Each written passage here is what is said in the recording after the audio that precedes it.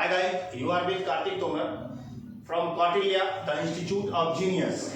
आज हम लोग डिस्कस करेंगे एवरेज चैप्टर का उन बच्चों के लिए जो कि जनरल कंपटीशन की प्रिपरेशन में लगे हुए हैं और औसत चैप्टर की तलाश में हैं, जो कि एवरेज के बारे में कुछ डिटेल्स जानकारी मिले, जिसके माध्यम से जो है क्वेश्चंस को, प्रॉब्लम्स को इजीली सॉल्व किया जा सके। ये वैसे बच्चे जो जनरल कंपटीशन की तैयारी कर रहे हैं, जो SSC, CGL, railways, MTS, CPO, RAS, UPSC and state related जो भी स्टेट्स का जो है बोर्ड होता है, जो कंडक्ट करती है एग्जामिनेशन, वैकेंसीज लेती है, उनका भी प्रिपरेशन के लिए आप इस वीडियोज को बिल्कुल शुरू से अंत तक देखें और ध्यानपूर्वक देखें। इसमें एवरेज चैप्टर के लिए मैंने बहुत सारा जो है ब्रह्मबाण तैयार करके रखा है, जो आप लोगों के लिए है, और आप लोग इस वीडियो को देखने के बाद आसानी से एवरेज चैप्टर से रिलेटेड प्रॉब्लम्स को सॉल्व कर पाएंगे। बिल्कुल आपको बेचैन बिल्कुल नहीं होना है, एकदम ध्यान से देखिए। आप देखिए, आगे हम स्टार्ट करते हैं। इसके लिए सबसे पहले कोई भी प्रतियोगिता हो उसके लिए यह जरूरी भी है, क्योंकि एक नंबर आप समझते हैं बहुत आज के समय में जो है वैल्यूएबल है, और ये एक्सरसाइज एकदम इजी है, आप आसानी से इसे कवर अप कर सकते हैं और एक नंबर को जाने नहीं देना, एकदम उसको पकड़ सकते हैं। तो डिस्कस करते हैं। सबसे पहले जो औसत क्या होता है, तो दो या दो से अधिक सजातीय राशियों के जोड़ को उन्हीं राशियों की संख्या से भाग करने पर प्राप्त भागफल उन राशियों का औसत कहलाता है। तो इस चीज को बिल्कुल नहीं भूलना है। कंफ्यूजन के लिए दो या दो से ज्यादा तुरंत सोचना है, देर नहीं करना है। जैसे कि 1, 2, 3 और 4, ये 4 डिफरेंट नंबर्स है। इसके लिए अगर बोला जाता है जो औसत निकालना है आपको, एवरेज, तो कैसे निकालेंगे? तो जस्ट जो है सभी संख्याओं को जोड़ देंगे आप, 1 + 2 + 3 + 4 सभी को जोड़ देंगे। और नंबर ऑफ नंबर्स क्या है, तो 4, सबको जोड़कर क्या होता है 10/4, और इसको अगर डिवाइड करते हैं तो क्या आता है 2.5 जो होगा इसका एवरेज होगा। और जो आपका डेफिनेशन था एवरेज के लिए वो यहां पर बिल्कुल मैच कर रहा है, जो बिल्कुल क्लियर है। आगे देखते हैं हम लोग। तो आप लोग रेडी हैं? बिल्कुल रेडी रहना है, पलक नहीं झपकना है जब तक चलता रहेगा। ये मैथ्स में जो होता है आपका ध्यान सबसे ज्यादा महत्व रखता है, जो आप किसी भी कंटेंट को कितना ध्यान से देख रहे हैं। तो देखते हैं आगे। औसत का अमृत या ब्रह्मबाण। औसत जो है एवरेज, उसका जो अमृत होता है वो आपको दिमाग में हमेशा रखना है, टेस्ट करके दिमाग में रखना है। ये ब्रह्मबाण है, पास में हमेशा कवच रहेगा, तो फिर जो है कोई दिक्कत आगे नहीं होगी। आगे देखिए, ये आपको मालूम है जो कि किसी भी प्रतियोगिता में अगर आप जो है एग्जाम देने जाते हैं, तो एग्जाम में जो प्रॉब्लम्स आपको मैथ से रिलेटेड मिलता है, तो मैथ्स वाले सेक्शन में जो मिलता है उसमें औसत से रिलेटेड जो क्वेश्चन होता इजी है, लेकिन थोड़ा सा आप चूकते हैं कि ये चैप्टर थोड़ा सा और हमको पढ़ लेना चाहिए था, नहीं तो ये क्वेश्चन नहीं छूटता। तो बस आज ठीक से पढ़ लीजिए। आगे देखते हैं। इसका सबसे पहला है जो प्रथम n प्राकृत संख्याओं का औसत, इजी ट्रिक्स है। प्रथम n प्राकृत संख्या किसे कहते हैं, भूले नहीं है। प्राकृत संख्या क्या होता है, एकदम नहीं भूलना है। प्राकृत संख्या, गिनती के संख्या को प्राकृत संख्या कहते हैं।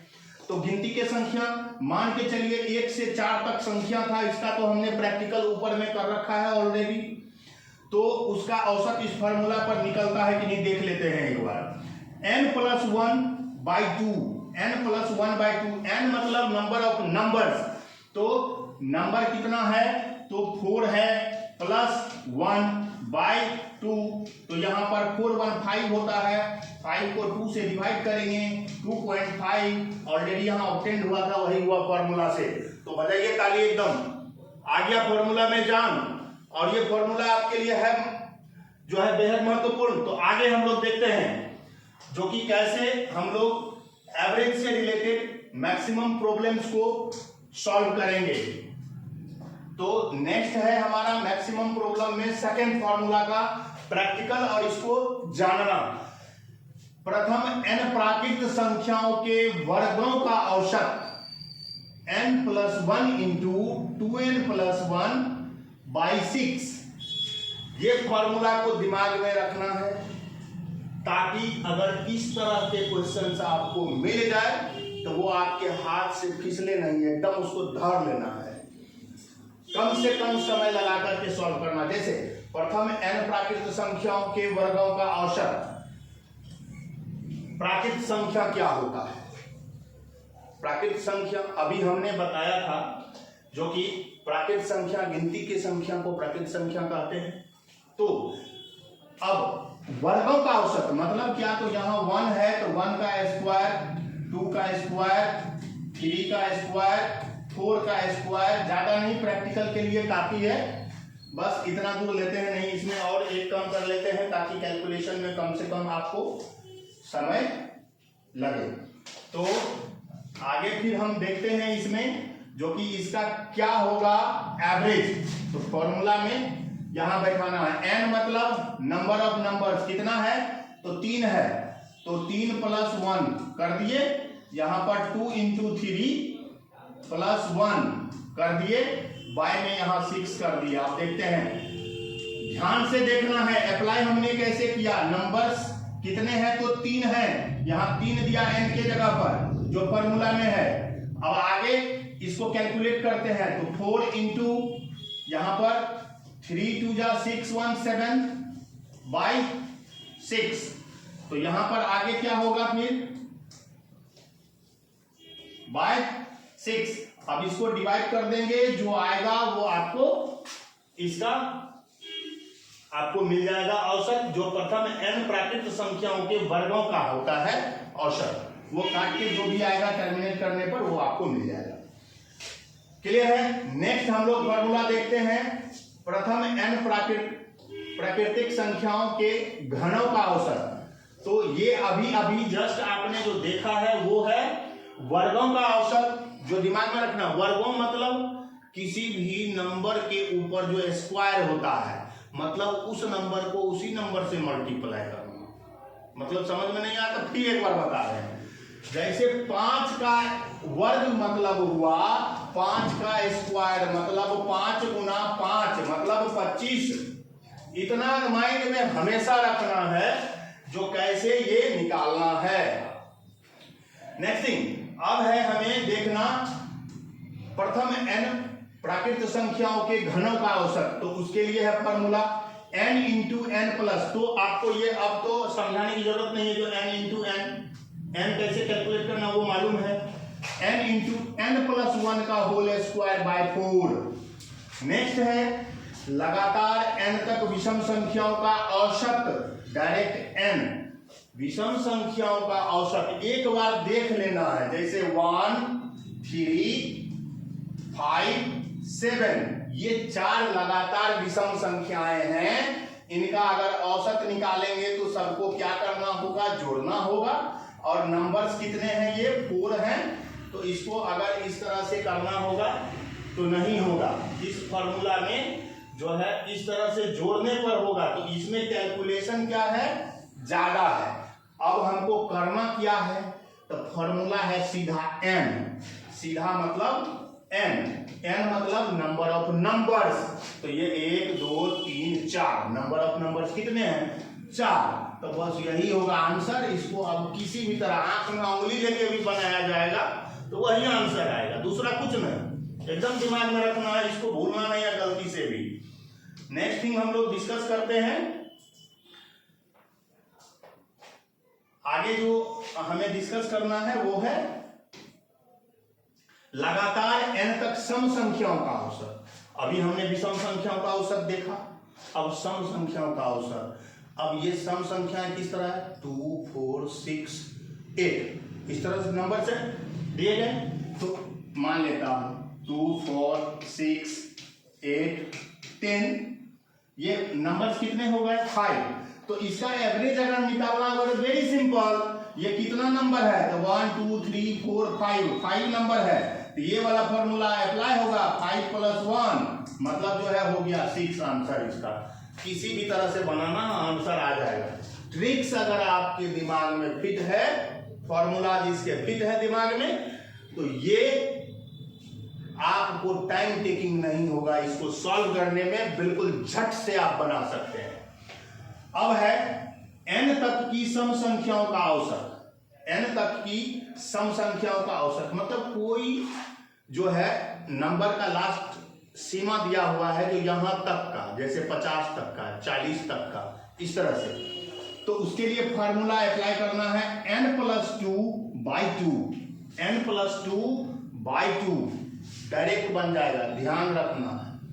n + 2/2 को ध्यान में रखना है, हाँ भूलना नहीं है। n मतलब 50 तक का, तो सीधा कर देना 50 + 2 तो हो गया 52, 2 से भागा देंगे उसको तो 26 आएगा ना, बस हो गया। उसी तरह नेक्स्ट है लगातार n तक की पूर्ण संख्याओं का औसत। अब ये बात है, अभी तक तो प्राकृत ये सब आ रहा था, पूर्ण आया, ध्यान में है पूर्ण संख्या क्या होता है? अरे शून्य सहित जो गिनती की संख्या होती है वही पूर्ण संख्या होता है। तो लगातार n तक की पूर्ण संख्याओं का औसत क्या होगा? तो जितना वो नंबर है उतना बटे 2 कर देंगे, सीधा सीधा कहानी खत्म। जैसे 10 तक की पूर्ण संख्याओं का क्या होगा, तो क्या करेंगे, तो सीधा करेंगे n कितना है, तो 10 तक में तो शून्य सहित है 11 हुआ, 11 बटे 2 कीजिए 5.5 होगा, बस बात खत्म। अब नेक्स्ट हम लोग देखेंगे यदि n कोई विषम संख्या हो तो क्रमागत सम संख्या या क्रमागत विषम संख्याओं का हमेशा माध्य संख्या होती है। माइंड में एकदम बैठा के रखना है, जो यदि जो है n कोई विषम संख्या हो, n जो है कोई विषम संख्या है, तो क्रमागत सम संख्या, क्रमागत समझते हैं, क्रम से आने वाला जो सीक्वेंस में हो, इन ऑर्डर, जैसे 2 3 4 5 इस तरह से क्रम से आ रहा है लगातार। क्रमागत सम संख्या तो 2 4 6 8 इस तरह से।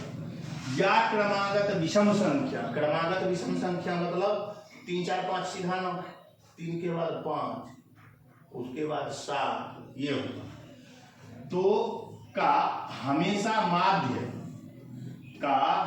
माध्य संख्या होती है, ये माइंड में एकदम बैठा के रखना है। नेक्स्ट है पहले n क्रमागत सम संख्याओं के वर्गों का औसत क्या होगा। तो पहले n क्रमागत सम संख्याओं के वर्गों का औसत, सीधा 2 का स्क्वायर है, 4 का स्क्वायर है, 6 का स्क्वायर है, 8 का स्क्वायर है, इस तरह से कोई निश्चित संख्या दिया हुआ है जो 10 तक के सम संख्याओं के वर्गों का औसत क्या होगा, इस तरह से। उसके लिए ये फॉर्मूला बना है जो कि एकदम जो है ब्रह्मास्त्र से कम नहीं है, सीधा छूटेगा, कम समय में तुरंत होगा। ये 2 × n + 1 दिमाग में रखना है, यहाँ 2n + 1 को भी दिमाग में रखना है। ये n + 1 और 2n + 1 जो इसका था वर्गों का औसत वाला, उसको खाली फॉर्मूला का याद रखना है कि यहाँ भी वर्गों आ रहा है, उसको याद रखना। उसमें एक तो यहाँ 2 × कर देना है ये दोनों में, और बटे में 6 जो है उसके जगह 3 कर देना, सीधी बात। बटे में क्या कर देना है, 6 था यहाँ 3 कर देना, बस बन जाएगा आराम से। फिर है n तक पहले क्रमागत विषम संख्याओं के वर्गों का औसत क्या होगा, वर्गों का औसत क्या होगा। तो ये वर्गों का औसत है, तो इसको क्या करेंगे, सीधा सीधा करेंगे, क्या करेंगे, विषम संख्याओं के वर्गों का औसत क्या।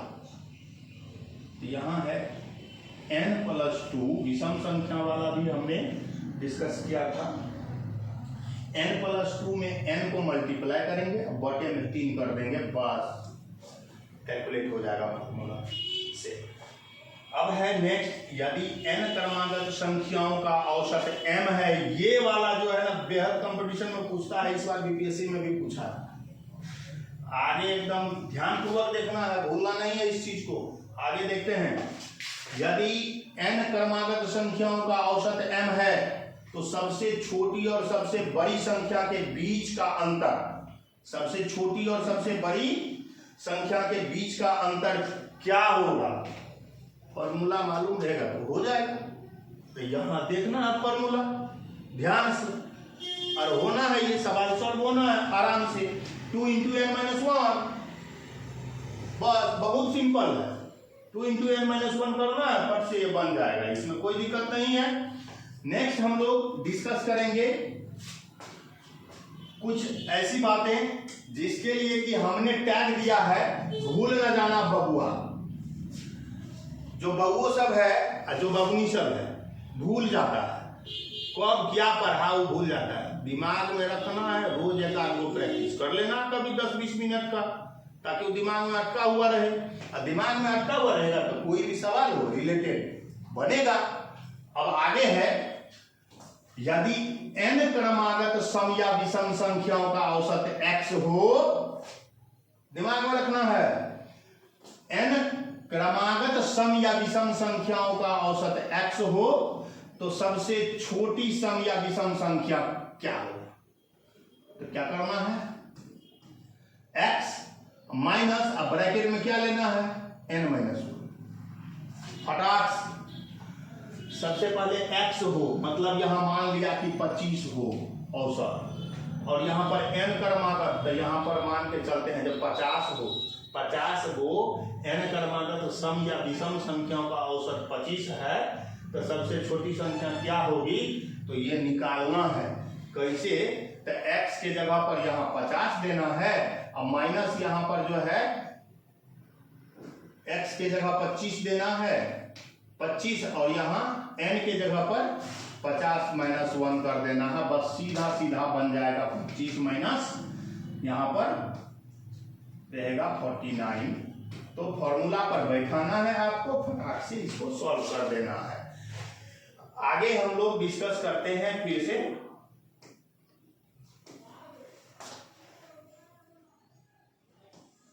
सबसे बड़ी या विषम संख्या, सबसे बड़ी सम या विषम संख्या, उसके लिए कैसे निकालेंगे? कंडीशन यही है, जो n क्रमागत सम या विषम संख्याओं का औसत x है। अगर सम है तो उसका औसत, विषम है तो उसका औसत दिया हुआ है, तो बस उसी फॉर्मूला पर बैठना है, फटाक से रिजल्ट पाना है। आगे देखना, किसी संख्या x के लगातार n गुणजों का औसत, बहुत इंपॉर्टेंट है, एकदम दिमाग में सेव कर लीजिए, आगे बार बार ये पूछा जाता है। किसी संख्या x के लगातार n गुणजों का औसत कैसे निकालेंगे? तो x × x + 1/2 करके निकाल देंगे, फटाक से निकल जाएगा एकदम, थोड़ा भी टाइम नहीं लगेगा। ये फॉर्मूला को जहन में बैठा लीजिए, आगे बहुत काम आएगा। नेक्स्ट है n1 n2, मतलब जो है नंबर में जो सीक्वेंस में जो नंबर दिए जाते हैं उसका क्रम के लिए है n1 n2। राशियों का औसत क्रमशः x1 x2 हो तो n1 n2 n1 + n2 राशियों का औसत क्या होगा? तो उसके लिए देखिए, n1 को x1 से गुना करेंगे, फिर n2 को x2 से करेंगे, ये वाला और ये वाला, ऐसे कर दी, और बटे में कर देंगे n1 + n2 कर दे, फटाक से निकाल दे, घबराए हुए निकाल देना। आगे 4 में है, n मात्राओं का औसत x के बराबर है। n मात्राओं का, n मतलब जो है आप जान ही रहे हैं, नंबर ऑफ टर्म्स, बार बार हमने रिपीट किया है। n मात्राओं का औसत x के बराबर है जब एक मात्रा हटा या जोड़ दी जाती है तो औसत y हो जाता है। अब हटाई गई मात्रा का मान क्या है? तो n × x - y + y कर देना है, बन जाएगा, रिजल्ट आ जाएगा। आगे है, जोड़ी गई नहीं मात्रा का मान, मतलब जो मात्रा नहीं जोड़ी गई है उसका वैल्यू फाइंड करना है। ये सब टाइप का बहुत सारा क्वेश्चन आता है, आसानी से आप बना सकते हैं, लेकिन उसमें आप लोग करते क्या है, तो घुसते रहते हैं, कैलकुलेट करते रहते हैं, ज़्यादा लंबा टाइम लगता है। अब फॉर्मूला याद है, पटाख से बैठाएंगे सबको अपनी जगह पर सॉल्व हो जाएगा। नेक्स्ट है औसत पर आधारित महत्वपूर्ण तथ्य जो आपको मैं दिखाने जा रहा हूं वो ये रहा।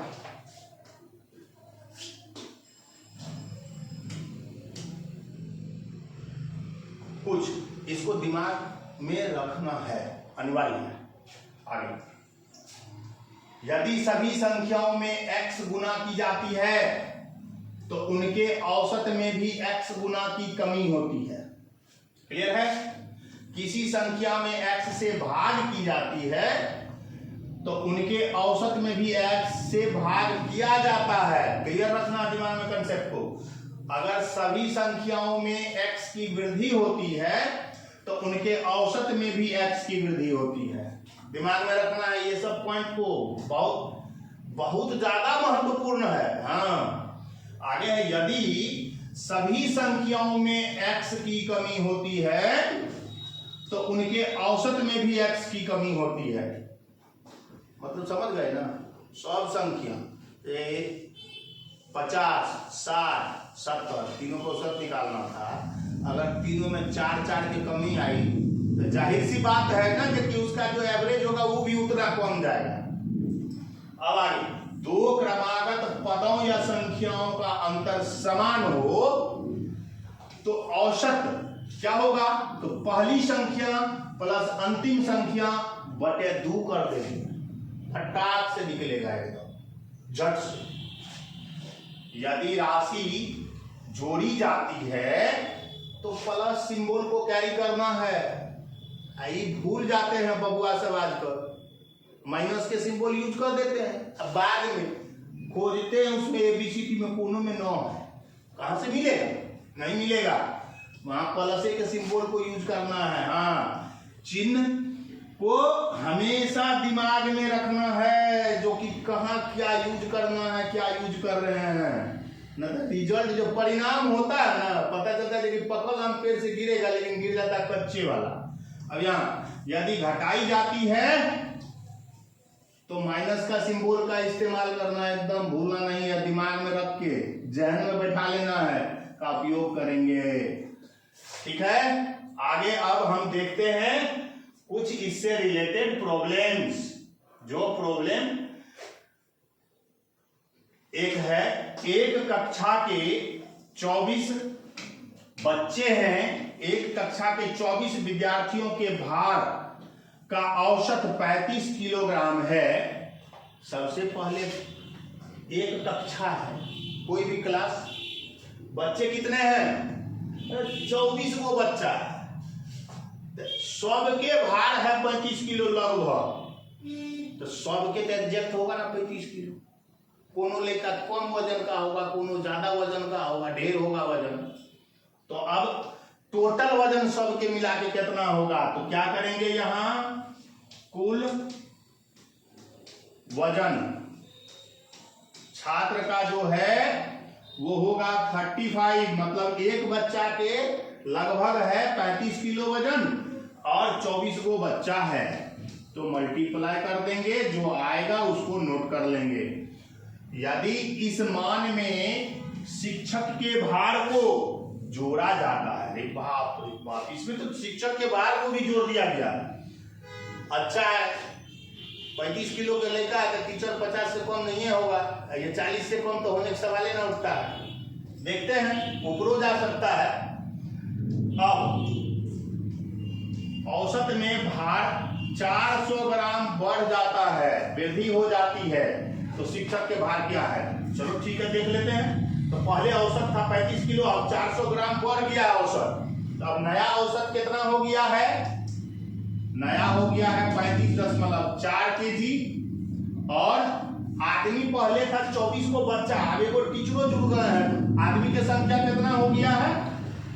25। वाह, फटाक से क्या करना है, कैलकुलेट करके अब ये जो ज्यादा वजन वाला आएगा उसमें से इसको घटा देना है, ऊपर वाले को घटाना है, जो बचेगा वो आपका आंसर है। ये है शिक्षक सहित कुल भार, सहित कुल भार। अब इसके बाद जो रिजल्ट आएगा वो आपका होगा शिक्षक का भार, जो भैया शिक्षक 45 किलो वजन रेल के रखे हुए हैं। क्लियर। नेक्स्ट हम देखते हैं फिर एक और प्रॉब्लम इससे रिलेटेड, जो ये रहा आपके स्क्रीन पर। यह प्रॉब्लम बेहद महत्वपूर्ण है, जान लेना कम से कम। आज जो फॉर्मूला आप लोग अप्लाई कर करके एक्सरसाइजेज जो आपके बुक्स में, जिस भी किसी भी राइटर के बुक आप बना रहे हैं, उसमें जो औसत चैप्टर है उसको आप बनाने का प्रयास कीजिए, आपसे मैक्सिमम क्वेश्चन सॉल्व होगा। एक और क्वेश्चन देख लें। ये क्वेश्चन में है जो कि किसी कक्षा के 4 विद्यार्थियों के प्राप्तांकों का औसत 65 है। 4 गो बच्चा, कुल अंक कितना लाया न पता है, लेकिन प्रत्येक लगभग 65 लाया है। तो कुल अंक कितना लाया होगा, तो 65 गुना 4 कर देंगे, 4 गो बच्चा है। तो समस्त राशियों का योग ज्ञात है, बस सीधा करना है ना, 65 × 4 करके जो होता है वो लिख दीजिए, आंसर। ज्यादा दिमाग कहाँ दौड़ाना। अब आगे इस लाइन को देखिए, इसमें कह रहा है आगे औसत की टॉनिक के लिए धीरज को धारण करके आपको रखना है। नेक्स्ट डेज हम फिर आएंगे आपके पास, नेक्स्ट पार्ट मैथ्स का लेकर, जो एवरेज से होगा उसमें केवल प्रॉब्लम सॉल्विंग होगा, जिसमें कि प्रॉब्लम्स हम देंगे, आप भी सॉल्व करेंगे और यहाँ हम भी सॉल्व करेंगे। फॉर्मूला को अप्लाई कर करके जल्द से जल्द कैसे सॉल्व होता है वो हम आपको दिखाएंगे हमारे वीडियोस के नेक्स्ट पार्ट में। तो आपको कैसा लगा हमारा वीडियो कमेंट करना ना भूलें। और दूसरी बात है, जो अगर चैनल आपने अब तक सब्सक्राइब ना किया है तो सबसे पहले उसे सब्सक्राइब कर लें। हमारी जो भी अपडेट्स होगी जनरल कॉम्पिटिशन्स का, मैथ्स से रिलेटेड, वो आप तक सबसे पहले पहुंचता रहे। चलिए, धन्यवाद।